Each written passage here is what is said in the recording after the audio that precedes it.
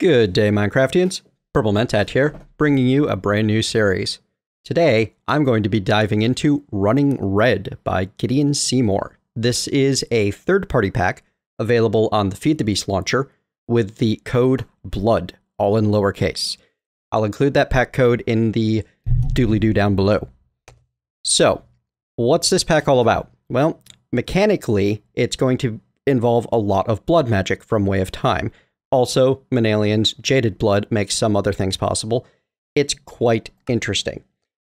What you're going to want to do as soon as you get into the game, you're going to want to go over to your resource packs and change Unity, the default over to Unity for Running Red, because it is kind of essential. Without this resource pack enabled, you're not going to be able to see things quite right in the game.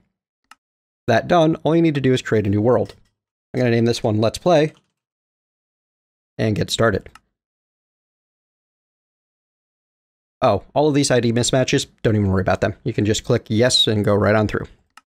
Now, joining me on Mumble right now is Gideon Seymour themselves. Hi. They're going to tell us a little bit about the pack and what inspired them, how they came to create this, while I go through some of the initial motions. First off, let me see if I can get the sound cranked up a bit for the initial explanation from the quest book. Here we go. I am here today to tell you a story. This story is not like most stories. Most stories tell us the tale of someone building up from nothing, creating a whole world from the lack of a world. This story is different. This story is of leaving the world. This is a story about death, about giving up one of the very things that means life itself to us. This is a story about letting the rivers run red with blood. Got some pretty heavy content going on in the storyline here. Gideon, how about you tell us what brought you to make this pack? When I go to make mod packs, I try to make them original, and I had an idea because I saw the mod Jaded's Blood, and it allowed you to put in, recipes for various items using the blood altar. And I got the idea to make a mod pack based around that. Admittedly, I was going to wait until everything was updated to 1.7, but then the gem pack competition came along, and I decided to, make the pack for that, because why not? At first, I didn't really have much of a story. Was just going to be like the Agrarian Skies where the world got destroyed, except it's like a darker version where you had to use your blood. But as time went on, things started happening in my life that were not very fun. And I, needed something to do to take my mind off of those things. So I started more work on the story. A lot of the story was inspired by My Chemical Romance, which if you look at the titles for a lot of the quests and sets, most of those are either My Chemical Romance song titles or references to those songs. Like, for instance, all the sets in the quest book are names of songs in their first album. But My Chemical Romance was really great because they helped me get through the stuff I was going through as well, and Running Red gave me something to work on to express. It allowed me to take my mind off those things, and I'm sure it's a pretty significant and personal thing, and we're not going to ask you to go into details about, the exacts of what caused you to, need this sort of outlet. Now, am I correct in thinking that when I click on one of the quest categories, Our Lady of Sorrows here, I look at the quote on the right, that's lyrics straight out of My Chemical Romance songs? Yeah, that is for each one, that's the first verse of that song. Okay. So it sounds like it was kind of an interesting situation of having something that you wanted to do anyway, then turn around and become into something that was a lot more personally and emotionally significant than you were ever really planning for it to be. Yeah. Well, that's pretty fantastic. I mean, for me, it's very interesting that Minecraft and creating a mod pack for other people can enjoy can end up being such a personal journey for the mod pack creator. A lot of people, I think, don't realize how much creativity and emotion has to go into this, especially to get a pack that is what I feel as, I hesitate to say powerful, but it's a very well created pack. All of the mechanics are really tightly woven together. Now, I imagine you must have spent a lot of time trying to get everything set up like that and woven together and balanced on that kind of, well, I'd say knife's edge if it weren't such a terrible pun. Yeah. I spent a lot of time. Like, the early game stuff was pretty easy. I just set it at 50 life points because that was an easily obtainable number. But, like, the late game stuff, I wanted the stuff you were able to obtain to progress along with the story. So, like, as the character moves through the 5 stages of grief, the items that you create in that stage they correspond with, the stage. And, for instance, in the first stage, the main character is in denial. They don't believe that they're dead. They don't. So they go on and they continue making the things that they made in life, like, dirt and cobblestone. And then, like, in the second set, skylines and turnstiles, like, that corresponds with anger. Like, in that set, you make lots of things to kill the monsters. Like, you make the dagger of sacrifice, you make, like, the bound sword. I balanced a lot of it around the 5 stages of grief.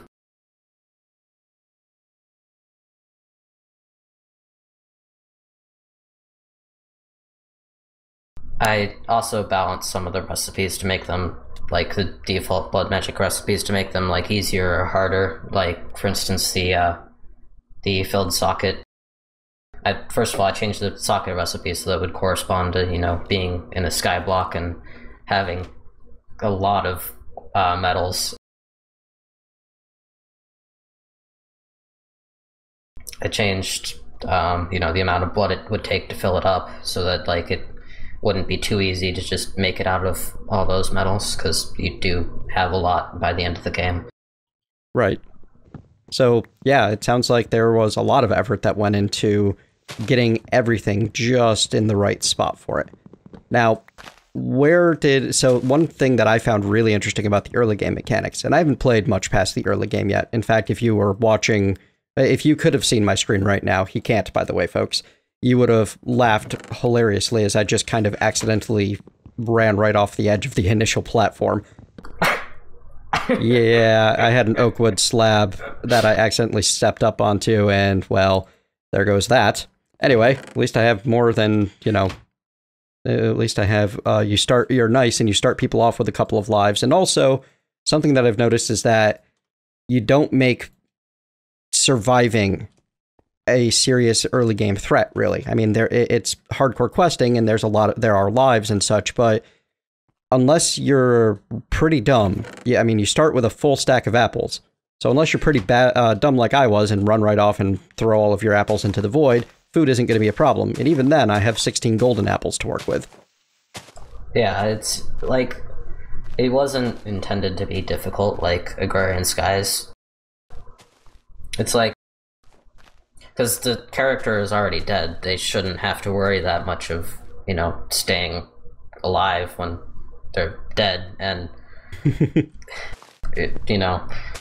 It's just a wholly different take on hardcore questing mode. You're using the lives mechanic to give a bit of a failure state and kind of, I feel like, and I don't know if this is intentional or not, but the fact that you spawn in and have lives and, the way the storyline works, it actually kind of makes you start working to stay alive and work hard at it at first, because you're expecting the Agrarian Skies experience where food's going to be an issue and resources are going to be hard to come by.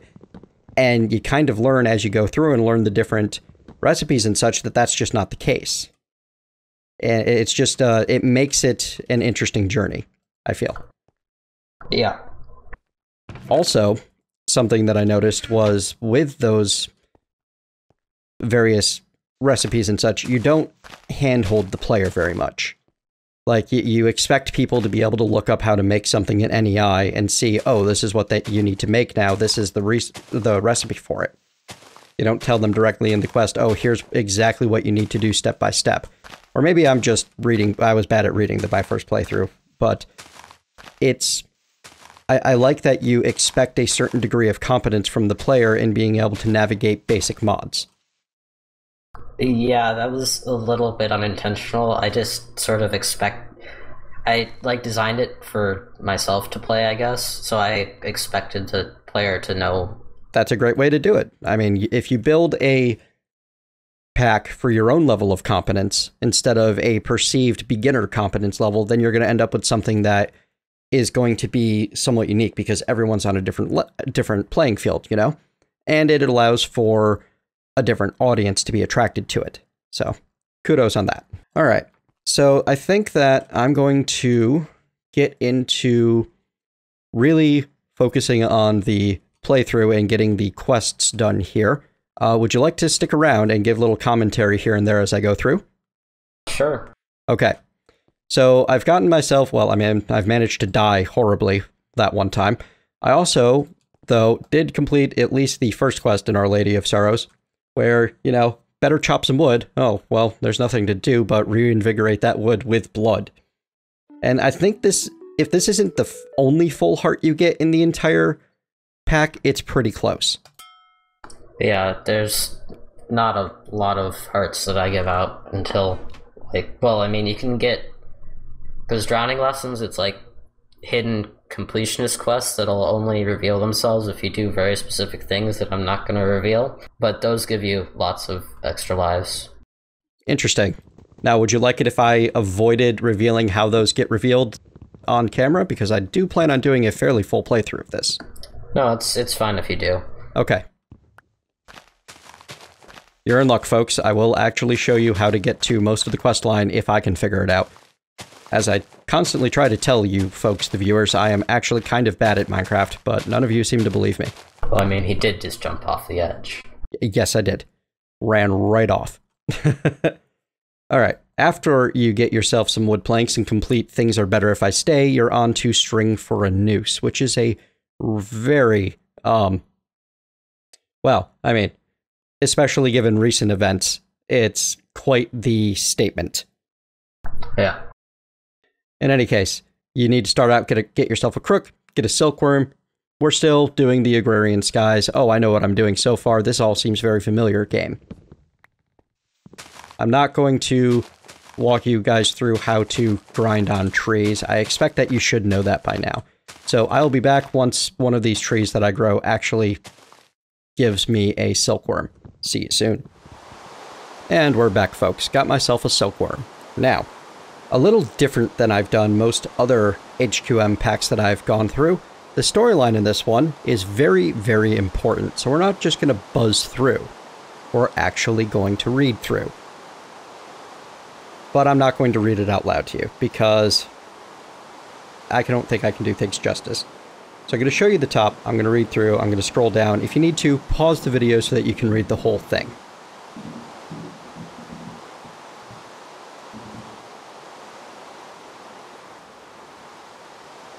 Major plot points are occurring. I'm sorry? Major plot points. Yes. As you are still figuring out exactly what happened and that you're trying to get your family to save you and such. Moving on from String for a Noose, we have Dirty Blood.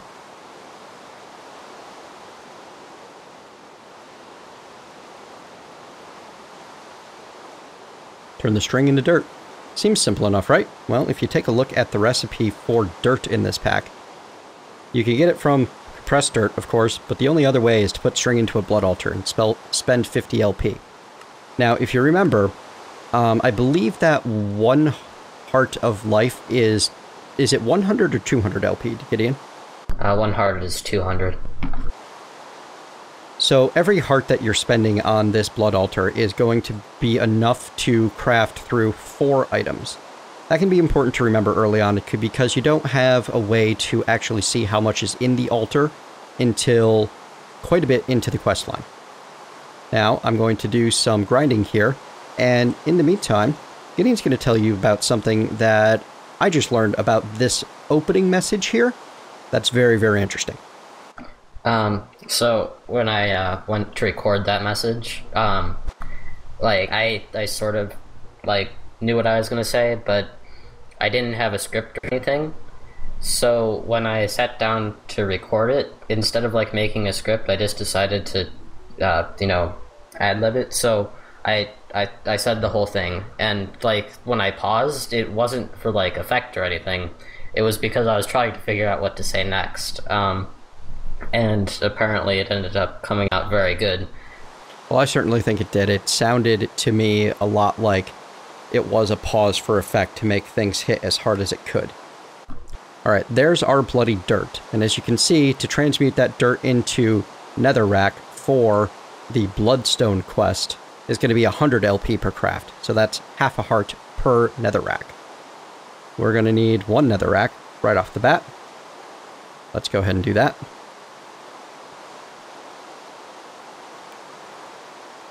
Here we are. And, oh, I did hand in the, oops, oh crud. I dropped another rack in the world. I am on a roll today with noob mistakes. Yeah. So, it's almost like I, you know, don't know what I'm doing here. Alright, detect the netherrack. After that, you'll see cobbling it together. It needs 4 cobblestone. Well, let's take a look at what we need to do to get cobblestone. You'd expect on a skyblock like this, you're going to get yourself some lava and you're going to set up a cobblestone generator, except I don't see any lava. I don't see... You can't craft yourself a crucible in this pack. Not possible. If you want to get lava, you need to start with a bucket of life and a tier 2 altar. You're not getting yourself hands on lava anytime soon. There's also no water available, you'll see. And if you take a look at the bucket of water, well, you're not going to be able to get that. Not without cactus juice from nature. Yeah, that's not happening. So, what you're going to have to do instead is go straight to the cobblestone. And you find out that you're going to need to craft it from netherrack and the blood altar for another 100 LP. So for 1 full heart, you can turn 1 bit of dirt into 1 netherrack. Now, also from the last quest, I chose the extra reward bag because I like reward bags in hardcore questing mode. I think they're a fun mechanic. First one gets me 4 golden apples and 4 apples. Second one gets me a lava crystal. Wow, that's pretty nice. Woo! Well, yeah. It's not very useful, I guess, until you get the blood orb. Yeah, it won't be really useful right now, but down the road it will be. Alright, so there we go. 1 cobblestone. I'm going to get the other 2 put together. Now, Gideon, I have to ask you, because this is something that happened a couple of times during the live stream that just, like, it was infuriating in one of the best possible ways. The way that sometimes you open a reward bag and then you get as your reward a reward bag of the same tier. That was not intentional. I honestly have no idea how that happened. Okay.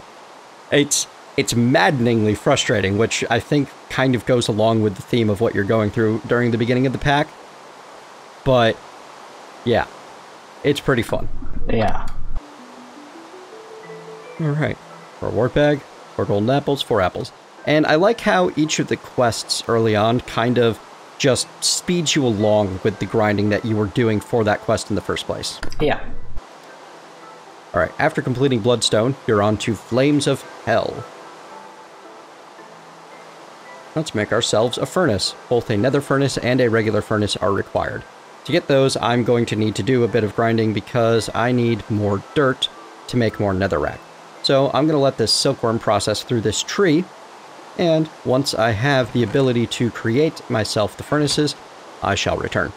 Alright, this tree is nearly done infesting. I just wanted to share an interesting moment that I noticed as I was going through the motions and doing all of the standard agrarian skies things.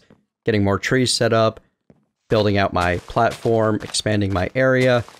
I realized that this is a very strong case of mechanics as metaphor, as the storyline makes relatively clear from the beginning that something is very wrong and that you're probably not alive anymore. But here I am, chasing after all of those things that I would be doing in an Agrarian Skies or other mod pack where I am, well, the character that I'm playing anyway is alive. And while I'm sure Gideon can tell me whether it was intentional or not, it is a fairly interesting thing to stop and go, well, why am I doing this? What's the benefit? How is this helping me? And what's the point? So I know that, like, I follow the Extra Credits game design YouTube series because it's a lot of fun. It's pretty nice to see what's going on inside of game designers' heads. And that whole mechanics as metaphor situation that you have intentionally or unintentionally created here is something that is highly sought after in the development community. So kudos on that. Yeah, that part at least was intentional. Because, like, where the character is at right now, up until you create the tier 2 altar, that represents the first stage of grief, which is denial. And, like, the character, you know, denies that he's dead, and he keeps doing the things that he would do, like, if he was alive. Well, what I mean is not just, like, the quest chain, which it does a very good job of showing that, but also, like, I'm out here, I'm building my platform out, I've got 3 trees planted, I'm not just following the quests and seeing this through, I'm playing this like every other pack I've played. And the incidental grinding that you do when you're just waiting for something to process ends up playing into that whole mechanics as metaphor thing. Yeah. So I just want to, like, I found that impressive. So wanted to let you know, I suppose. All right. One more bit of netherrack and we can complete this quest and move on. Pun intended.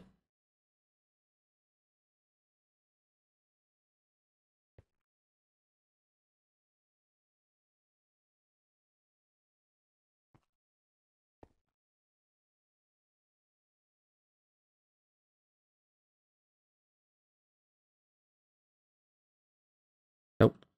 Oh, there we go. Okay, so need to create the furnace and the nether furnace here. Here's our netherrack, nether furnace. Here's our cobblestone and furnace. And then fuel for anger. Need to create 8 charcoal.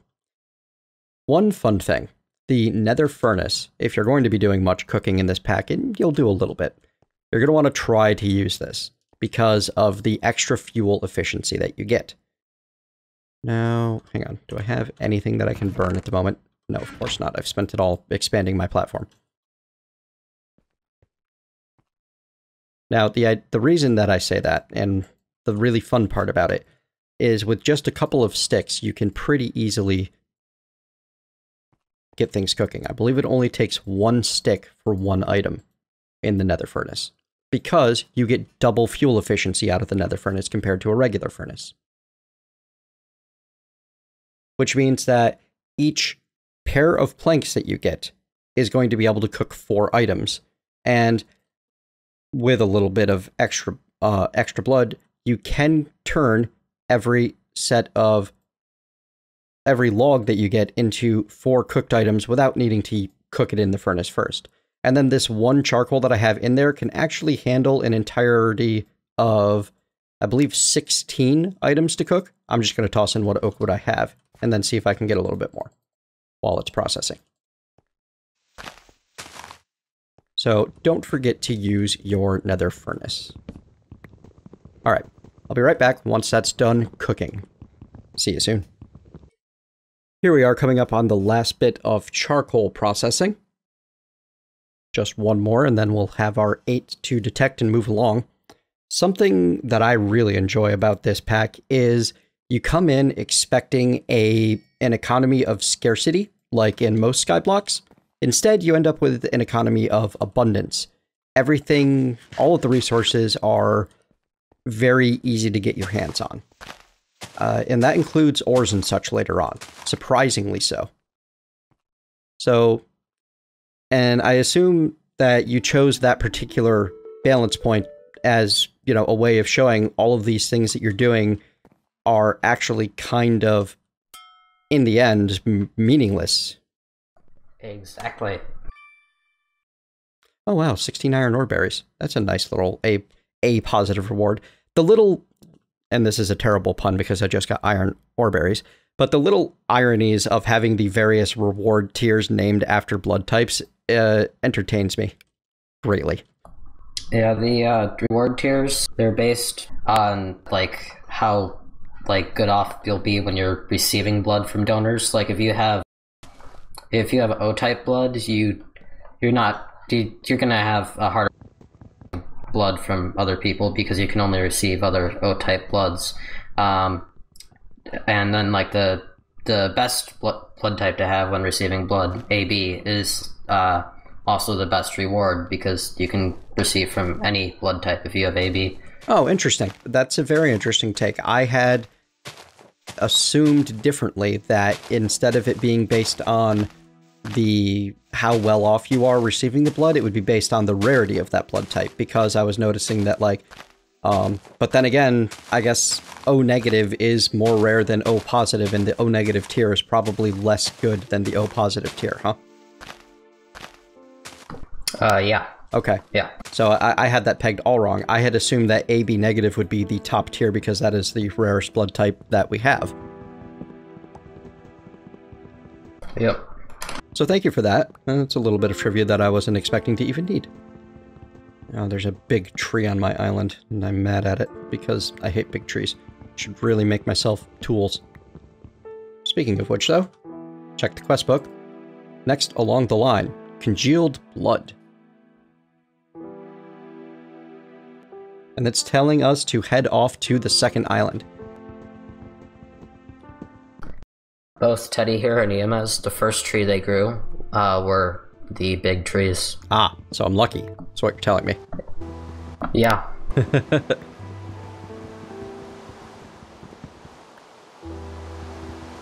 So yeah, the next step is going to be head way out over there.